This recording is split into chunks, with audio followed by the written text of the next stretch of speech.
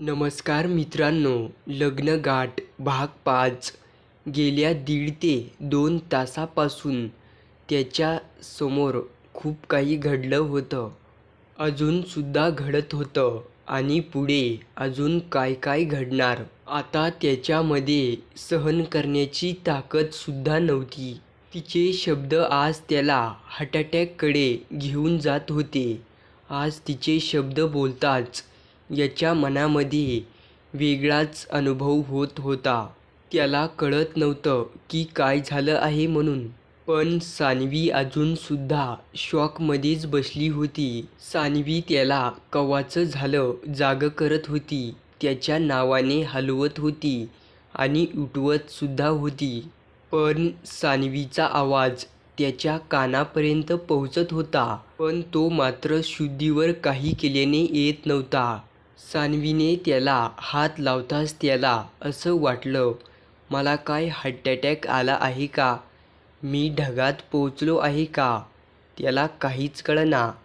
सान्वीचा कोमल हाताचा स्पर्श लागल्याच्या नंतर सान्वी त्याला बराच वेळ झालं उठवत होती. पण तो काही स्वप्नांमध्ये गुंतलेला होता. त्यामुळे त्याला भानच नव्हतं की सान्वी आपल्याला उठवत आहे. तो वेगळ्याच स्वप्नामध्ये गुंतला होता. मात्र सान्वीचे इकडे वेगळेच हाल झाले होते.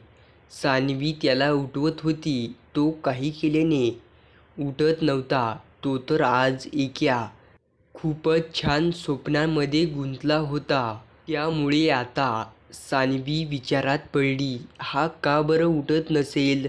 आता सान्वी रडायला लागली होती आणि त्याला सान्वीचे हुंदके आणि रडणं हे कानांनी स्पष्ट ऐकू यायला लागलं होतं. त्याच्यामुळे तो शुद्धीवर आला आणि पटकनी उठून बसला. तो उठून म्हणला, सानू, अगं काय झालं आहे? तू आणि रडत आहेस?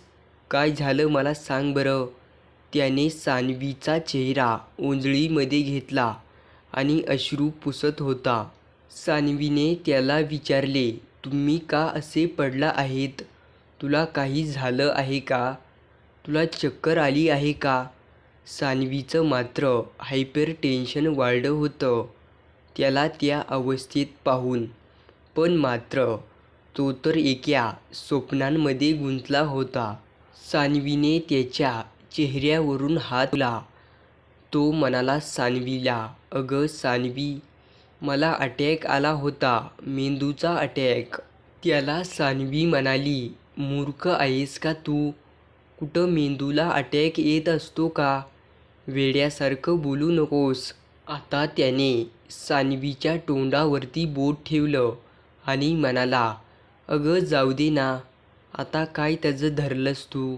आरवने सान्वीला दोन्ही हातामध्ये उचललं आणि आपल्या रूममध्ये घेऊन गेला.